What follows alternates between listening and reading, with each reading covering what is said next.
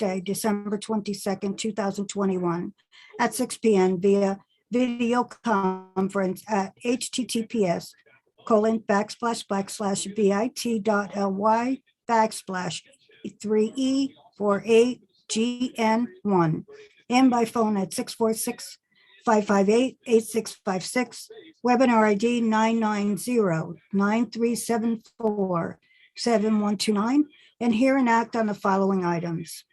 Order of the New Haven Board of Alders approving the appointment of Dr. Abby Quinones Benitez to the Board of Education.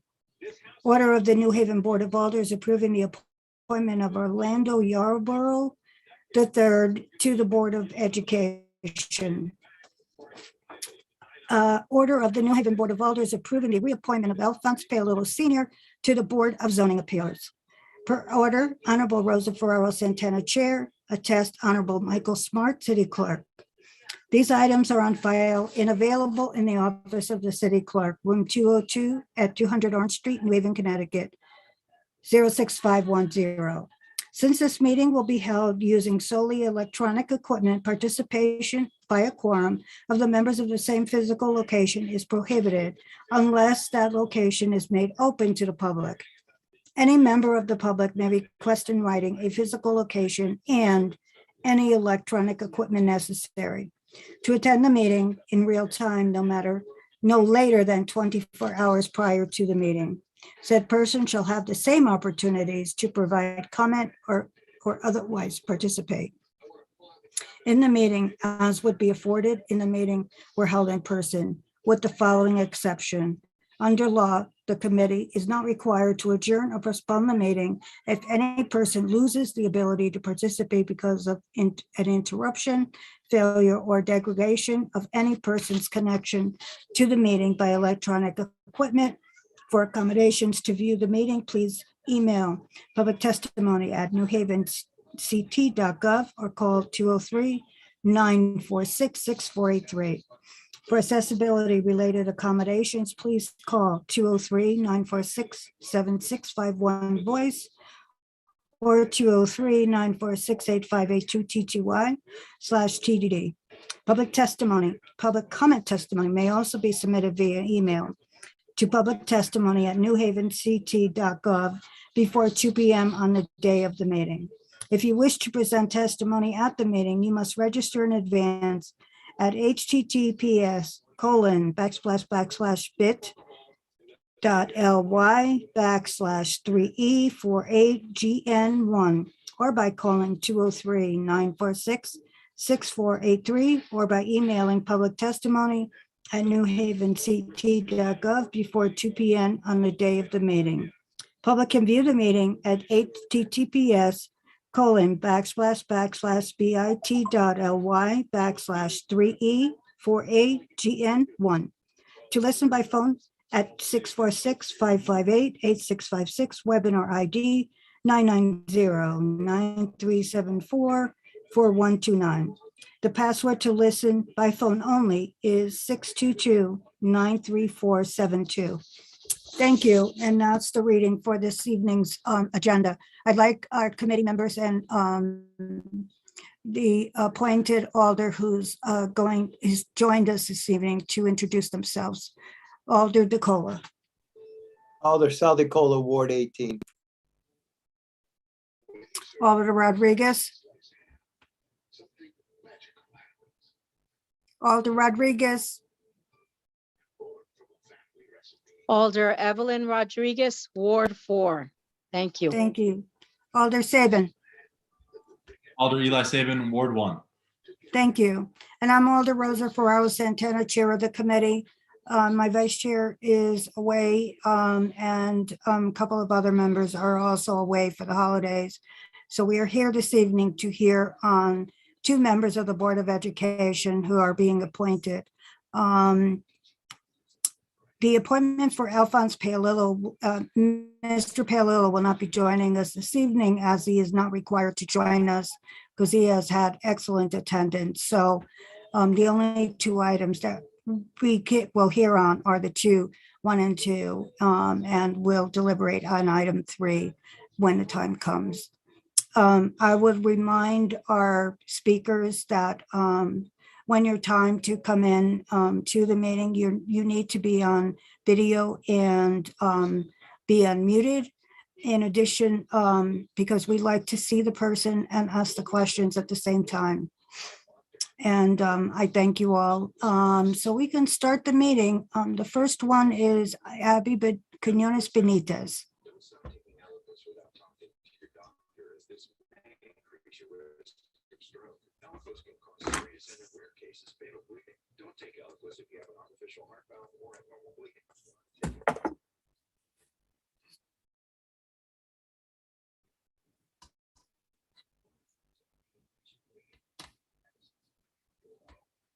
Good evening, Dr. Benitez.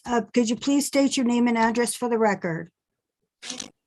Yes, my name is Abby Benitez, Quinones Benitez. I am a resident of 1095 Townsend Avenue in New Haven, Connecticut, 06512. Thank you very much. And you're being appointed, you're being requested to be appointed to the Board of Education. I know from your background that you have a lot of experience. So tell us about what you would, what your experience would like to be on this Board of Education. So first of all, I want to thank the Board of Aldermen to take the time to interview me for this appointment. What do I bring to the Board of Education in New Haven is a very long career at the New Haven Public Schools, not only as a paraprofessional, a professional educator, both in the instructional area and in the special education counseling area, but also as a parent of the New Haven Public Schools. Two of my daughters graduated from New Haven Public Schools, attended there all of their lives. So what can I do? My experience in New Haven has been that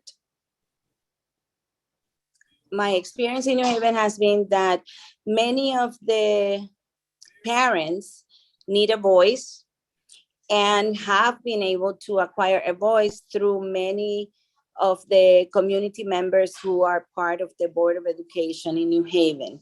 I hope to continue that. And I also hope that I can be a voice for those who are professionals who are trying to do the best for our students, in the sense of creating, in collaboration with the other members, creating policy that's going to provide access to students to the best education they could acquire.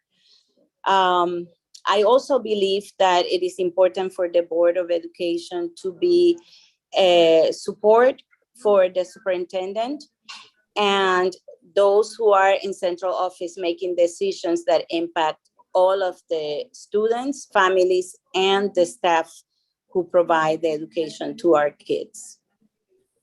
Thank you. Alder DeCola, any questions? No, not at this time. Thank you. Alder Rodriguez, any questions? Hello, Dr. Benitez, Quinones Benitez. It's great seeing you being interested in participating in such a very important board in the city. And I know that you have a lot of experience, well-rounded experience in education. I have a question in reference for you, in reference to students now during the pandemic, and they studying at home through electronic and one-on-one, and the engagement of teachers to students. Do you see that being affected in terms of the world of electronics, the engagement of student to teacher one-on-one? So I believe that this is something that varies. Some students have done really well with the digital experience, and they have been able to not only work with teachers online, but also to access online support that is more independent. However, not all students have done well. Many of our students are not just having difficulty with academics, but emotionally. As you know, Alderman Rodriguez, Alderwoman Rodriguez, is important for many of us to be in a social environment, even to learn. So I do believe that we have to make a tremendous effort to bring kids into the classroom. But if we have to leave them at home for any reason, for their safety, we should create groupings that provide that social interaction among students and with their teachers. Thank you very much. And how do you see that vice versa in reference to teachers being more so in electronics versus being in a classroom in person with the students? So my experience last year, I was actually working with a district that was open and had many teachers providing both electronic support and in-person support. And we had many different combinations of that. Some teachers chose to only teach digitally, and we were able to accommodate that. And other teachers felt very comfortable doing the simultaneous home and classroom, and they were very successful at that. Other teachers were a little bit more concerned about having both because they felt it was too stressful. So I think as a Board of Ed and as a city, we should also work with the teachers to accommodate them as much as we can, and always keeping in mind that they are servicing the students. I cannot hear you. And my last question stems around parents. How would you now, being a board member, help the parents engage more in utilizing and reaching out for services in the entire Board of Education? Thank you. Yes, so as you know, as a principal, I was someone that always encouraged my parents to question my work, to question what I was providing in terms of support for teachers or support for students. And one of the reasons why I did that is because I believe if parents are engaged in what happens day to day, when they need to advocate for their student, they understand better what are the difficulties and challenges that each individual building or teacher may have in their classroom. So I do believe that parents need to be engaged in the education, not just doing homework, not just going once a month, but finding ways in which they can volunteer, ways in which they can be more cognizant of what happens in each of their students' classroom and buildings. Thank you, Dr. Quinones, and thank you, Madam Chair. Thank you. Alder Saban, any questions? Thank you, Madam Chair. Yes, I do have a few questions, and thank you so much, Dr. Benitez, for being here for your many years of service to our city. I was first would love to ask you about your experience as a New Haven Public Schools parent and what your experience was with that, and if you could talk a little bit about some of the both challenges, where you maybe felt like the school system could have been doing a better job, and where you felt like the school system did a good job, just to get a sense of your experience. So as a parent, I was very fortunate to have my colleagues teach my children, which some people would say, well, that's advantageous. But on the other hand, that was a challenge because as a colleague, I needed to be very careful how I address my colleagues. But what I want to tell you, I had both of my children had special needs, in the sense that one was an advanced student, the other one was experienced instructional difficulties. Both of them always said that the most difficult thing was to be listened by the adults and learning to be advocates for themselves. So I do want to encourage everyone in the district to listen to children and to respect that if a child is asking for support in a specific way, that we consider that as adults, because they know what they need, even though they're young people. So that was one of the challenges we had as a family. But one thing I have to say, my children have had the most multicultural experience I have heard of from any of my colleagues. People who raised their children in Connecticut and were not in New Haven did not have the same experience we had. My children were able to meet people from all over the world, people from the United States who were having challenges that they would not have known about if they had not gone to New Haven Public Schools. So now they are two women who are strong women because of the exposure they received in the district and also the education they received in the district. That's great to hear. And following up on that, in terms of the challenges that you were talking about there, I'd be interested to hear just if there are any changes specifically to the school system that you're thinking about when you're potentially coming onto the Board of Education. Are there any changes that you think that you'd like to see the Board of Ed and the school district make to help serve our students better?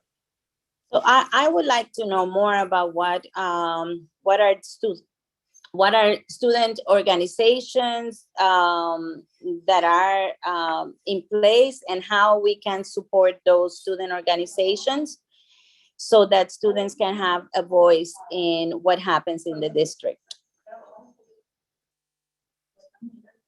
Definitely, that makes sense.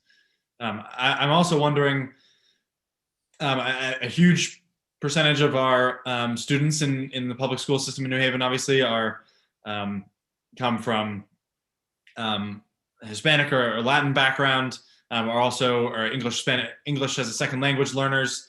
And I would love to hear if you have any ideas or thoughts on how we can improve the way that our school district serves kids like that.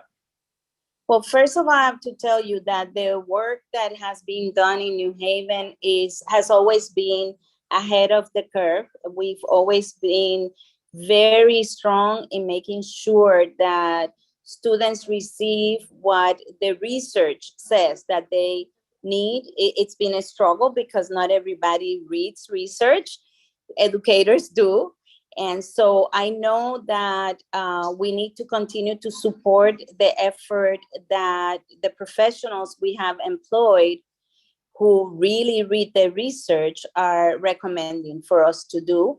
I also understand that it is a challenge because with second language acquisition, you don't see the results until 5 to 10 years. So people say, oh, well, all this money. But you know what? New Haven has proven that if you do that, we can produce a population that are now professionals who are working in our city, who are working in our universities, who are working in major industries in the United States, and they were our bilingual or English as a second language students. So we do know what we are doing. We just need to bring everybody together in understanding how we need to do more of what we do well.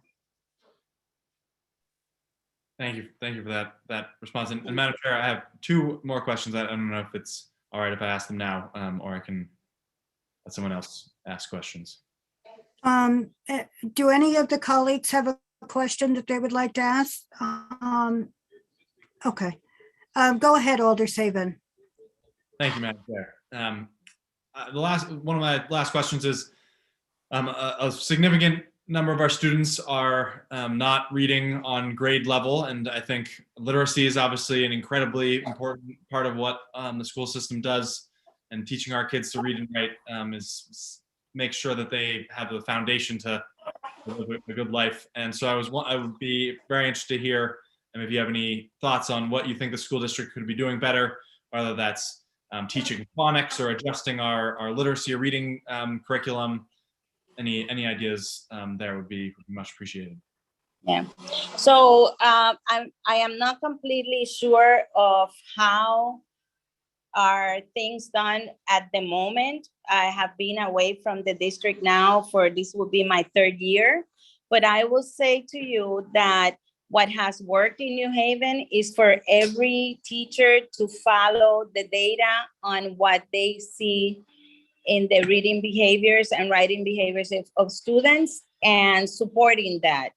That requires a lot of support from principals and instructional coaches.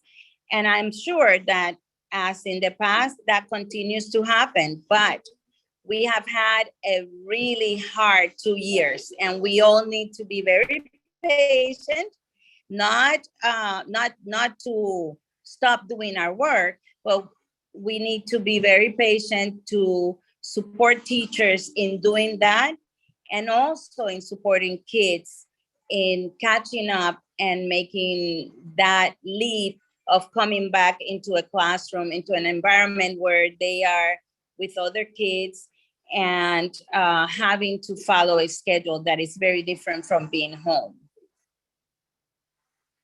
Definitely.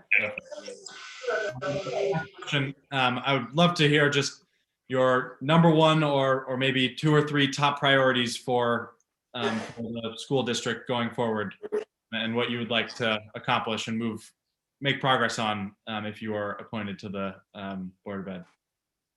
So one of the things that I really would like to work on and looking forward to working with people who have experience doing this for a long time is on policy. You know, one of the things that I found as a professional serving in the district was that many times we did not have the policies that supported the needs that we had as a staff.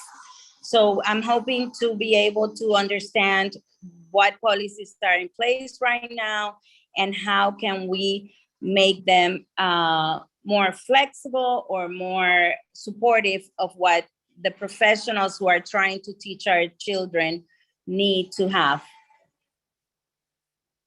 Great. Thank you for your very thoughtful answers, and thank you, Madam Chair, for the opportunity to ask my questions. That's all. Thank you. Thank you, Dr. Benitez, Quinones Benitez. That's all we have for you this evening for questions. You can stay on the line or Misty will contact you with the results of the meeting. So far, we'll take another candidate and we'll move forward. Thank you so much for your time. Thank you very much. Misty, do we have Orlando Yarborough? Yes, he'll be joining us in just a moment. Thank you.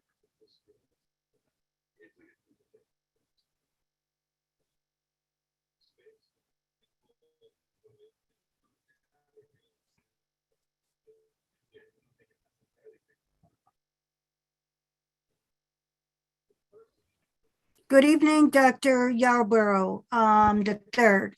Could you state your name and address for the record, please? Yes, good evening. Orlando Yarborough III, 111 Roger White Drive, New Haven, Connecticut, 06511. Thank you very much. I know you're very interested in being on the Board of Education. And what do you feel that you would bring based on your background that would benefit the Board of Education's leadership at this time? Thank you very much for the question. And also thank you for the opportunity to be in conversation with each of you tonight. No problem. In terms of the board, specifically being collaborative, being able to connect and work across differences, being able to ask good questions, allowing us to look at the data in terms of what produces a high quality school district, what are the mission and vision for our particular school district, and then asking the questions and applying the research to allow us to move in that direction. So I'm a good listener and really able to maybe ask questions that others aren't asking or may not know to ask or be intimidated to ask, but to really pause and say, okay, what direction are we going in? What has been the experience of others in the school district? And how can we take what we're doing well and make it even better? Thank you very much for that testimony. I will ask my colleagues if they have any questions. Alder DeColo. No questions at this time, Madam Chair. Thank you. Alder Rodriguez. Hello, Dr. Yarborough. Hi. Hi. I'd just like to know a little bit more about your background and why you feel the Board of Education is a good match for you in reference to all the committees that we have in the city and boards that need individuals. Thank you. My background is born and raised in Baltimore, Maryland. And I came to New Haven in 2003 to attend graduate school, interested in how the environment and lifestyle choices intersect with genetics to contribute to human health and disease. And since my work in graduate school, I've been very interested in helping leaders to create the environments that help to promote positive change. In 2015, I became a member of the board for Friends Center for Children. And that is a high quality early care and education program in New Haven that has no majority in terms of ethnic, socioeconomic majority. And it's a sliding scale tuition that allows students access to high quality education. And I really find that that is an area that I think deeply about. That's the area I'm passionate in. I'm personally connected as a parent to that area. But also since my time in New Haven, since 2004, I've been heavily involved in mentoring high school, middle school students of New Haven, as well as young adults who are graduating from high school, but trying to navigate what it means to be a young adult that is able to take care of their family, to contribute to society in a productive way, and to continue to progress. The school system and being a part of the board is an opportunity for me to take all that I've learned, but also all that I notice and bring my skill set to the table and work with other leaders in order to make a positive impact for New Haven. I think it's one of the more solid areas where I can take my best self and put it for the use of our city. Thank you. So as you are aware of, the Board of Education has a number of different committees within it. What committee do you see yourself being productive and supportive in? I'm happy to serve where I'm needed, but I can serve with the community. So the committee involved with community relations, helping the parents really connect with the school. Also looking at just the quality of education and supporting the teachers and helping to create an environment where our teachers thrive and are able to teach according to the best practices for the students. And then as well, the finance committee, looking at where our resources come from and where they're going, and if we're using them in a way that really promotes our agenda. So not necessarily external agendas, but really what is at the heart of New Haven in terms of our needs and also our desires. Thank you, Madam Chair. Thank you, Dr. Thank you. Ybarra. Thank you, Alder Rodriguez. Alder Saban. Thank you, Madam Chair. And thank you, Dr. Ybarra, for being here and for your interest in serving on our Board of Education. I have a few questions. First is going off of something you said earlier. You said that you were interested in thinking about what makes a good school district, and I would love to hear sort of what you think makes a good school district and what that means for your vision for New Haven Public Schools. Thank you. A couple of things come to mind. One is collective vision, meaning really taking the expertise that is already around us and the experience that educators have and leaders in New Haven have around education, and coming up with a collective vision and a collective set of core values that many people can get behind and not just a few people. So leadership, I think, is very important in terms of a high quality school district. Also a growth environment. So an environment where our teachers thrive, where they are highly skilled, but they also keep growing and keep developing. And a scenario for our students where they're in a high growth environment. So failure is not a bad word. They're growth oriented rather than goal oriented. They become lifelong learners, and they're confident not just in their education, but also in their ability to learn whatever is necessary in order to move forward in life. And then finally, I would say or two things. One, a school district that is adaptable in terms of its leadership, but also in terms of any challenges that come forward or any opportunities that come forward. And then lastly, a school district that is fully resourced. Having the resources to fit the vision or to exceed the vision will be very important. That's why I think how we manage resources is important, but also how we are creative and bringing in more resources will be very important to New Haven. Thank you. And to follow up on something you said there, you said that you want our students to be growth oriented rather than goal oriented. And I'd be interested to hear your thoughts on standardized testing and the use of testing in our schools, and how you see that fitting into your thoughts on growth and versus goals. Yeah, thank you. Metrics are important, but I think how they're placed and how they're positioned for a student matters, and for a family matters. What we don't want is for a student to perform very well and then take a break and stop learning. They've reached this goal, they've reached this metric, and now they think they've arrived and they no longer push forward to achieve. The upside of metrics is that they give us something to shoot for, but the downside of metrics is that they can be too low, and the expectation can be a low bar when our students can perform much better.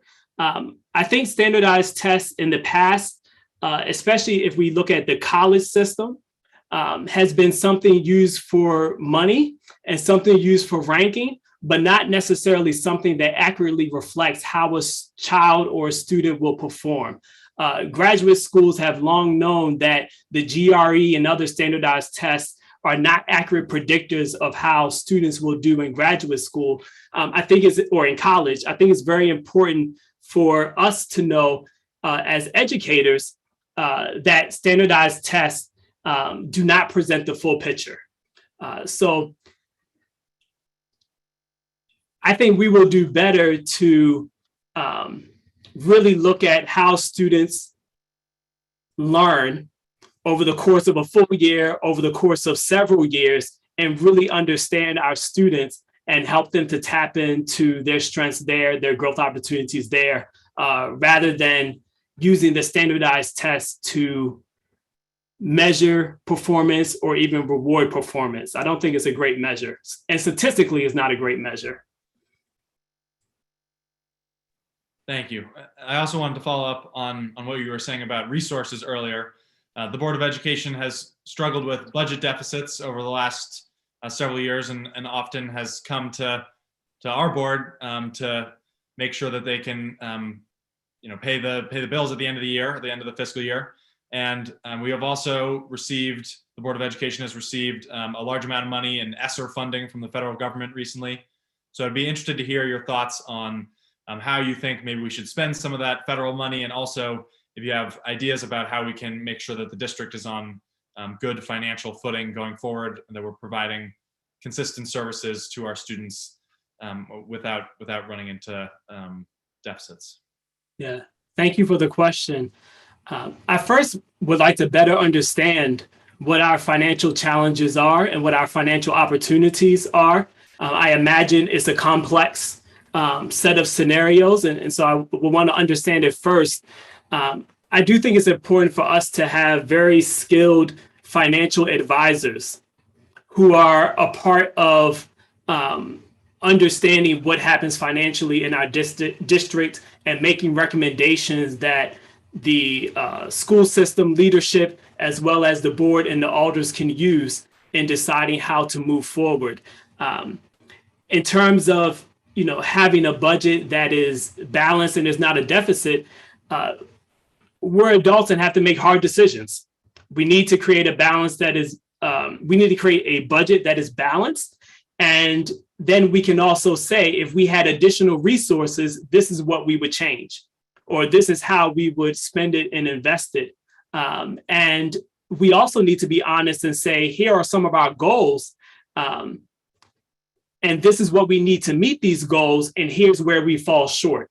And then we either bring in more money to meet those goals, or we have to modify the timeline of those goals in order to move forward. I think the unfortunate part and really the sad part is that our students suffer when we don't meet our goals. And so it's very important that we do our best, but that we also bring in professional help when needed in order to do what's appropriate. Thank you. And switching gears a little bit, you mentioned earlier that you're a parent, and I was wondering what your experience, if you had any experience with the New Haven public school system was, and what you maybe learned from that experience, and how you would take that experience with you to the Board of Ed. Yes, thank you. We have a daughter who is now 7, and last year she was in kindergarten, and she attended Beecher Museum Magnet School. And our daughter learned during the pandemic. Our teachers for the kindergarten class showed up and taught on Google Meets. And it was very remarkable to see our daughter learn to read, to write, to do math. She learned art and music and science. And so for me as a parent, it was a very remarkable experience to see what the school can do, what our teachers can do, and also what other caregivers can do. Because we were virtual kneecap to kneecap with our children, working on the mic, trying to mute and unmute and just learn how it goes. And at times it was very frustrating. At times it was very discouraging. And after a couple of weeks, I think our classroom teachers did above and beyond in order to make learning happen and not just make time pass. And so for that, I'm very grateful. And it just showed me that New Haven has very skilled educators. What was very difficult for me as a parent was the lottery system. Just trying to choose a school and not really understanding what's random and what's not random in terms of child placement, and what our opportunities are to receive a seat in our neighborhood versus not. That was very hard. And us trying to figure out what our daughter needs in order to learn and then match that with the school was challenging. And so I can imagine that other parents and families across the city have differences in experience just around the lottery system and moving through schools. So I have a lot of kind of empathy with that process. Thank you. Appreciate that that answer. I also wanted to ask a question sort of that I mentioned earlier when I was talking to or asking Dr. Benitez about our reading and literacy in the school district. I'd love to hear your thoughts on how we can improve our literacy rates and whether we should be emphasizing phonics or other reading strategies. If you have any experience or thoughts about how we can do better there. Thank you. Three thoughts come to mind. One is I definitely want to understand what's going well or what's not going well in terms of literacy. And from a data perspective, what's not working, what is working, and for whom there are literacy challenges. The second piece is really taking what some of our skilled educators and what the research shows works and making sure that that happens, and giving the teachers support that they need in order to make that happen.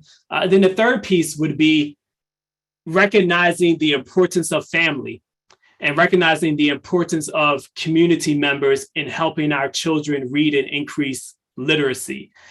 Children who read are much more confident in all that they do, and us being able to help students be fully literate is very important. I do recognize that different from generations in the past, there is a technology competition with literacy, I think. So us understanding that competition and also understanding how technology can help us increase literacy will be important. And anything that we can do as a district to give families tools in order to help our young people read all the time and make it fun and engaging will be important, because students who graduate and are fully literate and just confident in their ability to tackle anything is going to be very important. Thank you. And I just have two more quick questions, Madam Chair, if that's all right.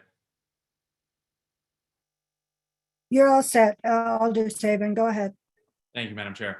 I just wanted to loop back. You've mentioned that after a few weeks of your daughter being at Beecher last year, you were encountering a lot of challenges. I was wondering how you sort of adjusted, whether you stuck with the school or made a change, and how you, if you could talk to us through how you were thinking about that and how you would take that experience to the Board of Ed. Oh, yes. So for the school year, yeah, we stayed. And the family stayed and the teachers stayed. It's kind of, we were all in this together. And that was a beautiful experience for us.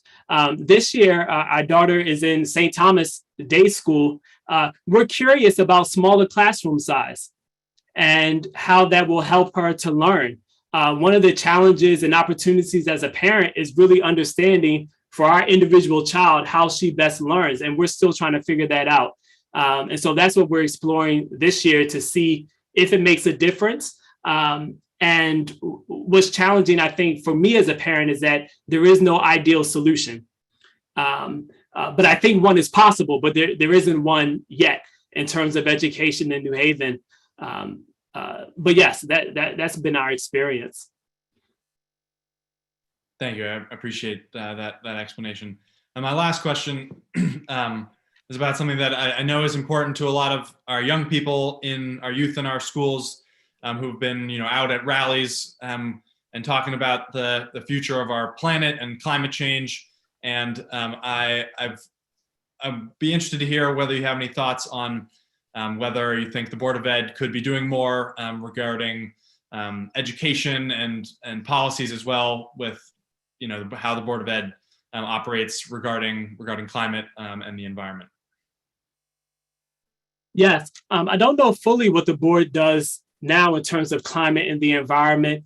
I think our students are very well suited in terms of being in the school system day in and day out to know what the opportunities are around protecting the environment, of reducing waste, of reusing things. I think the board can probably do two things if we haven't done them already. One, help empower the students to create the avenues that they've been thinking about in order to reduce the changes that are happening in the environment as it relates to climate. And also, we can find out what schools in New Haven are currently doing a good job. And even making a competition between schools if we want to, a friendly competition, but find out what the schools are doing well and highlight them and learn about their practices, and then share those practices with other schools in the district. As well, we can figure out across the country and across the world what other school systems are doing in order to protect the environment, and figure out, okay, are there things here that we can adopt, and just to learn from others and implement things. There will be a cost to that. So I think we need to understand the cost to making those changes and the benefits. Thank you. And thank you for your thoughtful answers and for your interest in serving on the Board of Education, serving our city. No further questions. Thank you, Madam Chair. Thank you. Thank you for considering me.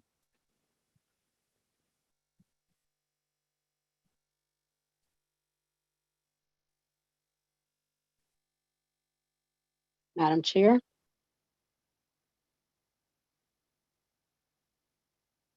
Thank you, Alder Saban. And thank you, Dr. Yarborough, for your attendance this evening and your explanations to the questions that were actually very enlightening to us. Madam Chair. So yes. Yes, I just have a couple of questions, if I may. Oh, yes, you can. Do you want to ask any more questions, Alder Rodriguez? Yes, thank you, Madam Chair. Dr. Jaboro, I'd like to ask you just a few more questions. Have you been able to attend our Board of Education meetings? I've watched some of them on Zoom that have happened. And during the pandemic in particular, when decisions were being made, I was able to attend or participate in some of those. Okay, well, our meetings are like a family affair. And so we have people come, we have parents, we have all school personnel, and we have public come, clergy. How would you, as you look at community and the things that you're saying about engaging their input, how would you perceive or improve the communication and the dialogue in the Board of Education meetings so that they would flow better and parents and families would be listened? Yes, thank you for the question. I personally would love to see more dialogue in the meetings. I understand that there's a time frame and we're virtual, but I'm very curious if there is opportunity, or what are the opportunities to ask follow-up questions to the parents, the students, the other school personnel who share, to understand more about what is being spoken about. I also think that the Board of Education meeting that happens twice a month is a great time to share. And there should be additional opportunities for members to get in touch with a Board of Education member and to share what they're talking about and what they're thinking about and what they're experiencing. And that it shouldn't just be members of the community, school community, or New Haven community coming to the Board of Ed, but also members of the Board of Ed going to parents and teachers and businesses and community members and asking and also observing what is happening. I do recognize that that takes a lot more work. It takes a lot more initiative, but full representation is very important, and understanding the full scope of what the experiences are is very important. So increasing the window for dialogue and also understanding what's happening, I think, is a need. Thank you. And my last question is, how do you perceive or see remote learning versus one-on-one in-person learning in classrooms? Being on site in person is better learning for most children. I do agree that each scenario is different for the educator as well as for the student and family. When necessary, when safety is a part of the conversation, I think the school district should use every technology opportunity at its disposal to continue to engage students and families and continue to resource teachers to do their best work in order to help educate students. And there are just some things that only happen in person. And I think as a school district and as a board, we have to be honest about what those things are. And as well, I think it's important to recognize that for educators to teach virtually is a lot more work. And it takes a lot more energy, a lot more preparation, a different type of preparation than it does to actually be in a classroom and be in person. So some type of acknowledgement of that, and also some type of equipping and resourcing of our educators will be important when online learning comes into play for safety reasons or other reasons. There is a convenience, but there's also a cost. Thank you. Thank you very much, Dr. Yarborough. I'm excited. Looks like we're going to see what's going to happen as we move our educational system toward the 21st century. So thank you. Thank you, so Madam much. Chair. Thank you, Alder Rodriguez. I'd like to note for the record that President Walker Myers has also joined us. Majority Leader Richard Furlow and Alder Anna Festa has also joined us this evening. Thank you very much for attending. Dr. Yarborough, we don't have, unless someone else from the committee has any questions. Did anyone have any other questions at this time? Okay, then we could let you go, and you could stay on and listen, or you can get off, whatever you'd like to do, and the committee, Misty will get back to you from our committee staff person and let you know the decision this evening. And thank you so much for attending. Thank you. Thank you.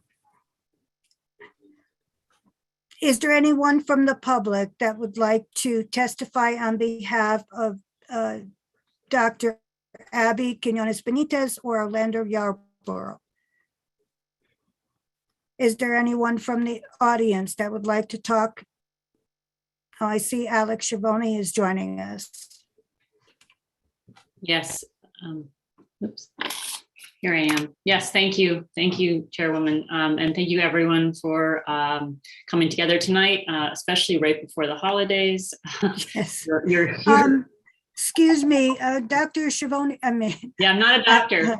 Alex Schiavone, could you please tell us your name and address for the record? Sure. My name is Alex Schiavone. I'm at 277 Willow Street in New Haven, 06511. Thank you. And you're speaking on behalf of one of the candidates or both? I actually was going to submit my recommendation for both, just my support of both, but I do know Dr. Yarborough more. So okay, if that's okay. That's fine. Okay. So I just wanted to share with you all that I support the nominations of both candidates, Dr. Benitez and Dr. Orlando Yarborough III.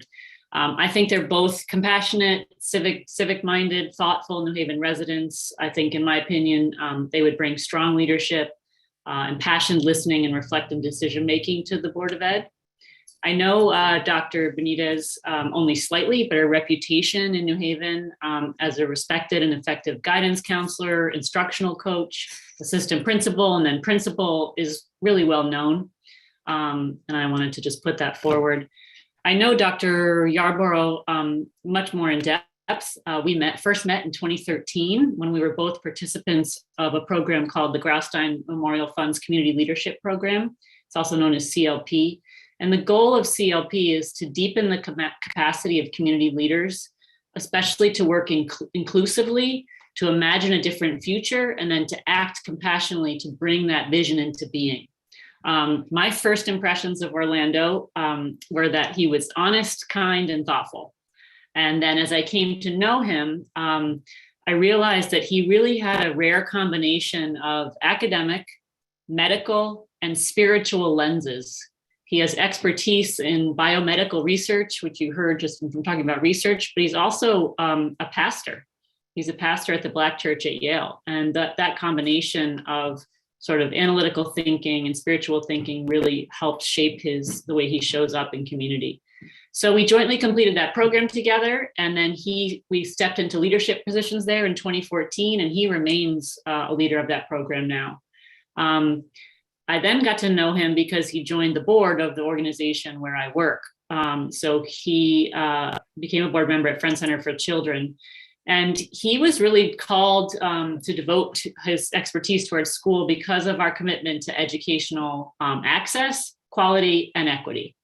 And it was very important to him. And in 2017, he and his wife, also Dr. Yarborough, became members of the Friends Center as parents. And they were very active and engaged members of the school. And in 2019, so he had been on the board since 2013, he was unanimously approved to be the head of our board. And during his board term, he has shown tremendous commitment and leadership to our mission and vision. He spearheaded huge rapid growth for us, both in terms of multiple sites and the creation of a free teacher housing project, which we are very proud of, and he was very much supportive of and really helped to make happen. And then, of course, as you all know, managing the COVID pandemic, his adaptive leadership and his ability to shift and adjust and to meet the needs. I mean, we had to go virtual with 3-year-olds. You can imagine how that was. So he really was supportive in every way.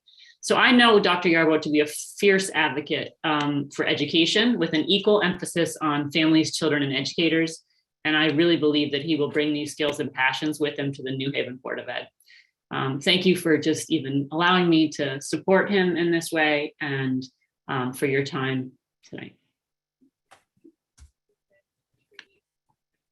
Thank you, Ms. Schiavone, for your acknowledgement of both candidates. And I know that they equally bring different perspectives to the Board of Education, and hopefully we'll be able to get them approved this evening. Thank you so much for your comments. Well, enjoy your holidays, everyone, and thank you for your time on behalf of the city. Thank you. Is there anyone else that would like to speak in favor of the two candidates this evening? Abby Quinones, Benitez, or Orlando Yarborough? Is there anyone else that would like to speak on behalf of Dr. Abby Quinones Benitez or Orlando Yarborough?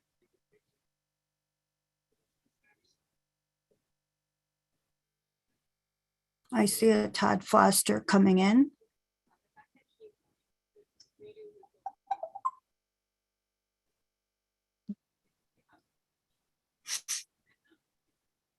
If I am I recognized? You need to be on a video. Can you get to a video?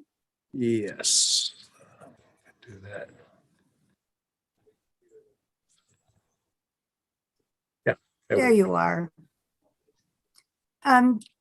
Good evening, Mr. Foster. Could you state your name and address for the record? And are you for or against either one of those candidates?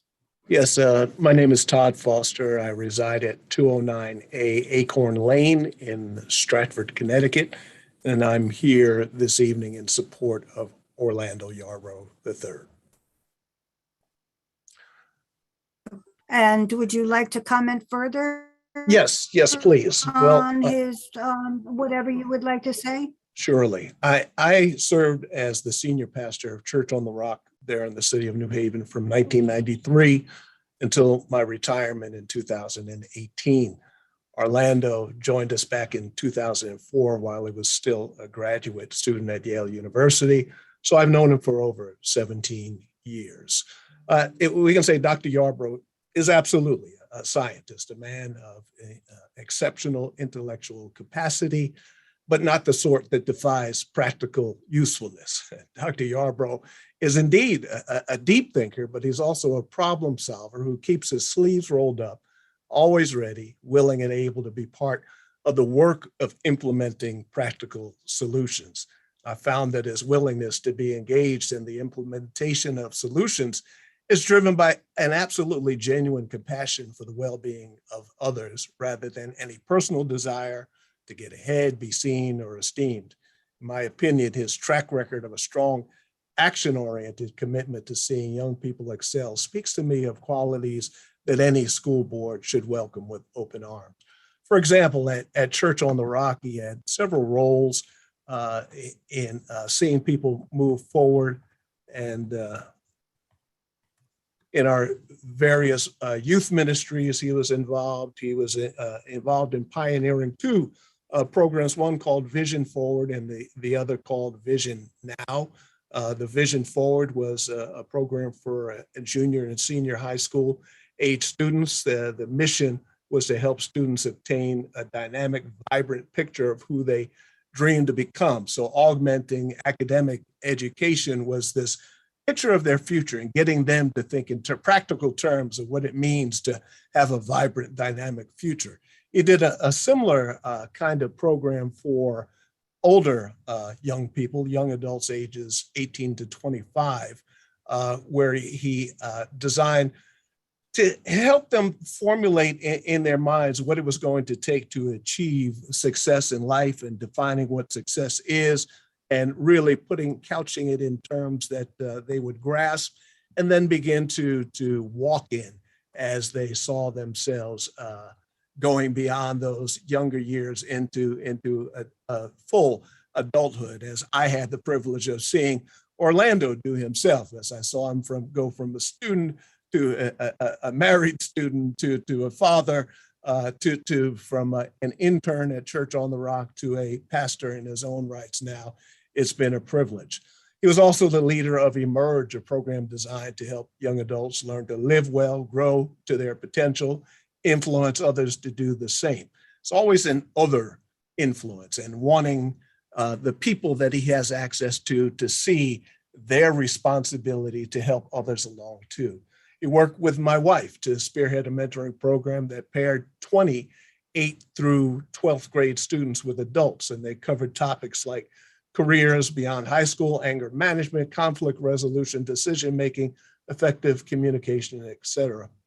And finally, he was on the student steering committee that ultimately formed our Boys to Men mentoring program to assist families in the process of developing boys into emotionally competent, fully responsible men in their communities, assets to their family community, and to the younger generations that would follow behind them. Bottom line for me, Dr. Orlando Yarbrough III is more than a man with a well thought out set of ideas and opinions. He's a man of action, driven by compassion, and he will undoubtedly be an active, engaged catalyst of positive change on the New Haven School Board if given the opportunity to do so. So I wholeheartedly encourage the Board of Alders to support his nomination, and I thank you for your time and attention. Thank you. Thank you, Mr. Foster, for your testimony this evening. Is there anyone else that would like to speak on behalf of, I think I've had Abideo Bayo coming in, followed by Joe Rodriguez.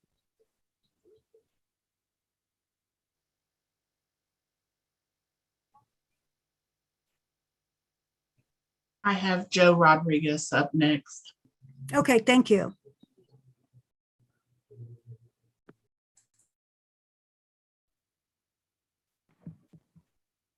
Good evening, Mr. Rodriguez. Could you state your name and address for the record? Absolutely, Madam Chair. Joe Rodriguez, 376 Peck Street, New Haven, 06513. So you are testifying this evening on behalf of both or one? Both individuals? Thank you, Madam Dr. Chair. Benitez and Orlando Yarbrough, or just one individual? Just say who you're giving testimony for. Thank Dr. you. Quinones Benitez, ma'am. Thank you. Thank you, Madam Chair and members of the committee. I am here this evening as a father to a New Haven Public School student, as well as a longtime New Haven resident, again, to speak in favor of Dr. Abby Benitez's appointment to New Haven Board of Education. Dr. Benitez has devoted her entire public professional career to public education, and in particular to our New Haven public school system. She's held many positions throughout her impressive career, from the classroom to a building leader, as well as to central office. I won't speak in detail to her extensive qualifications as it speaks for itself. However, I will add that in addition to her commitment to public education, she's a respected member of our community and continues to advocate at all levels for educational equity, bilingual education, as well as more specifically, access to our families who are perhaps feel that they are disenfranchised. She's worked tirelessly to ensure that families who arrive to our city have access to not only the services that our school system provides, but services throughout our city. She understands to be an effective parent advocate, you must know the process and you must know what services exist and do not exist. And she works tirelessly with families to fill those gaps to ensure that they know what their rights are and how to obtain them. Again, she's testified at the state capitol for a number of causes, as well as funding for the city of New Haven, bilingual education, through her role with the Connecticut Association of Latino Administrators and Superintendents. She's worked and networked nationally with educators, including our recently appointed Secretary of Education, Dr. Cardona, who she has a relationship with, as Dr. Cardona was also a member of the same association in which she was on the executive board. Again, she comes with this appointment, potential appointment with extensive qualifications, deep ties to New Haven, and quite personally, if I may say, Abby Benitez is New Haven schools. She's lived it, she's seen it as a parent, as an educator, and again, as a New Haven resident. So I cannot think of a more qualified educator, and I stress educator. I know there's been a lot of talk in recent years about qualifications for different boards and commissions, but this particular appointment, I cannot think of a more qualified educator to serve on this particular commission. And again, I join you virtually this evening, expressing my support for her. And I wish you all a happy holiday. Thank you. Thank you, Mr. Rodriguez, for your testimony this evening. Thank you. Merry Christmas. I know we're being very formal, and I thank of the holiday and Feliz Navidad. Igualmente. Feliz Navidad. Ciao. Ciao. If there's anyone else in attendance that would like to testify this evening, there's a raise hand button on the bottom of your screen. If you would like to speak, please raise your hand.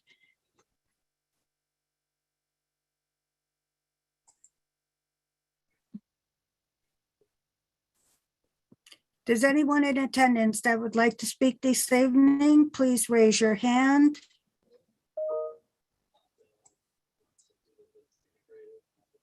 If there's anyone in the audience that would like to speak this evening on behalf of the two candidates, Abby Quinones Benitez or Dr. Orlando Yarborough III, please raise your hands and let us know that you'd like to speak. Seeing none.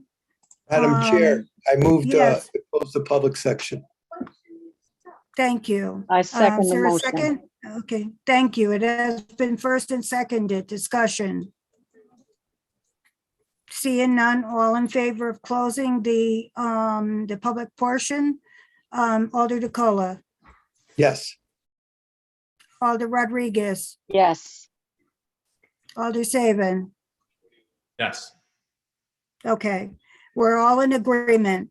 Discussion on the two candidates this evening that we have before us. Madam Chair, I move item 1, Benitez. I second the motion.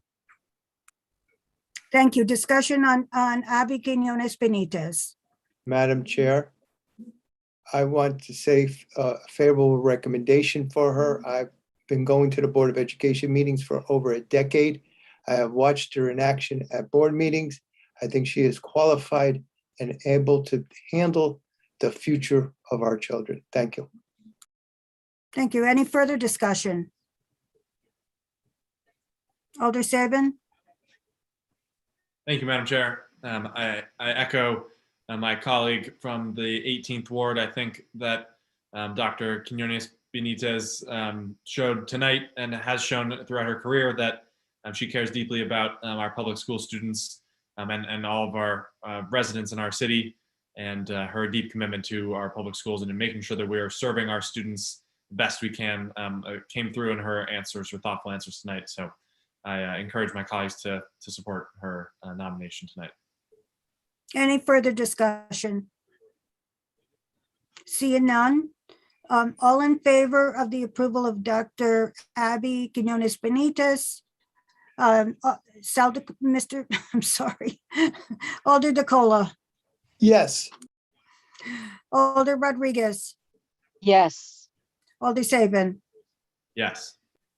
Okay, it has been moved and it's been approved. Madam Chair, I Yes. move item 2 for Dr. Orlando Yarberg III. I second the motion. Thank you. It's been first and seconded. Discussion. Madam Chair, I think Dr. Yarbrough will bring new life and new direction into the school board that is long needed. So I think he would be the right fit at this time. Thank you. Any further discussion? Madam Alder Chair. Sabin. Alder Sabin and then Alder Rodriguez. Go ahead. Alder Sabin. Thank you, Madam Chair. I just wanted to agree with my colleague from Ward 18. I think that in his answers tonight, Dr. Yarbrough made it clear that he is a very thoughtful leader and definitely qualified to serve on our board, and hopefully will bring fresh ideas and new vision and energy to the Board of Education. Thank you. Thank you. Alder Rodriguez. I believe that the testimonials speaking in reference to his passion for mentoring and for building communities in reference to education are commendable, and I look forward to him implementing many of his experiences with mentoring children, youth, and young adults, and community building in our Board of Education, especially meetings. I look forward to that. Thank you, Madam Chair. Thank you. And I agree as well. I think he will also bring a brand new life into the Board of Education. He brings a wealth of different experiences to the board that we haven't seen in a while. And I echo the sentiments of all of my colleagues.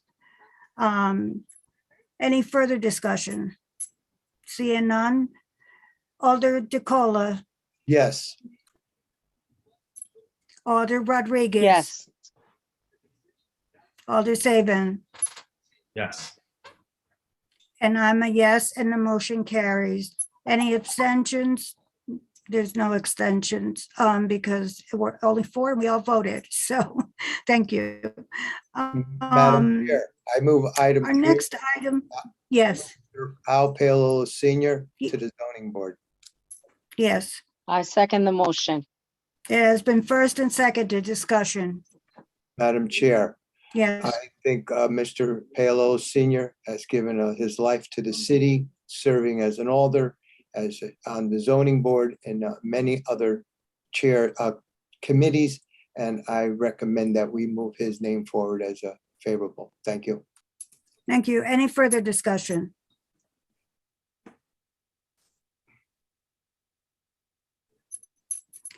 I would like to say something on behalf of Mr. Paolillo Senior. I've known him practically my entire life. And he is a wealth of knowledge in the city. He has chaired the zoning Board of Zoning Appeals in the past. He's gotten off, he's gone back on. And I think he is very fundamentally knowledgeable with how the Board of Zoning Appeals works. And so I fully recommend that we support this submission this evening for approving Mr. Paolillo Senior, as his attendance has always been, very good. There's no question as to his commitment to sitting on this committee. We will now take the vote. Alder DeColo.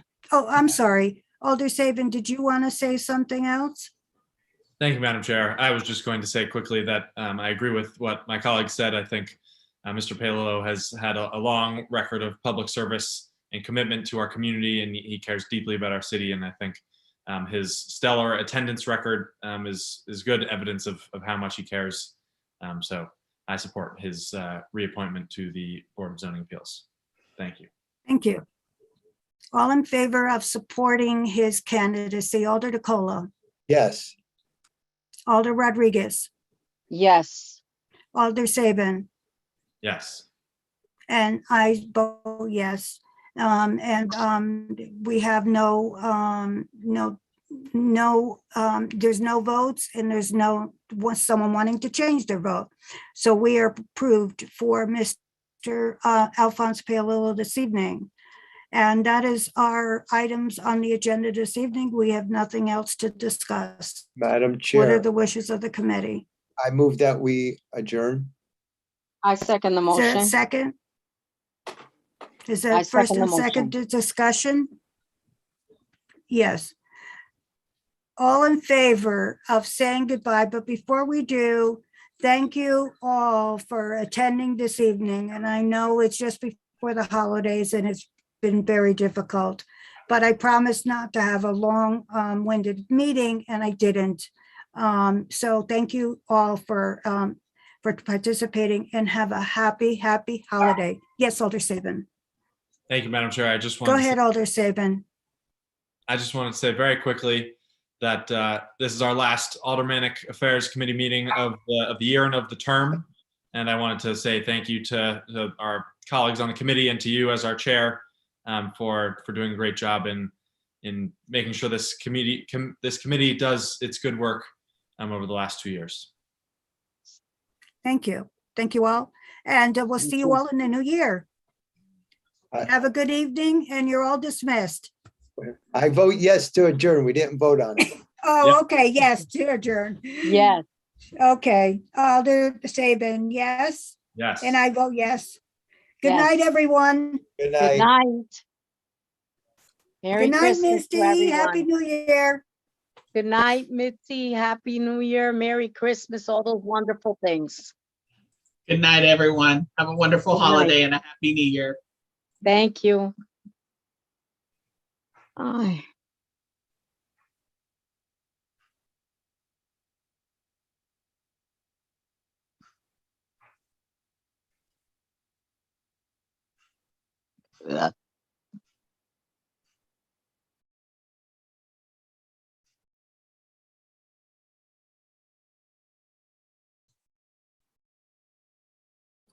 Sorry, Misty, I'm in multiple meetings, as you would know. Of course, right. Can you please stop YouTube and maybe cut out the last 30 seconds? I don't know about cutting. I don't know how to cut out the last 30 seconds. That'll require research, but I can at least stop the YouTube.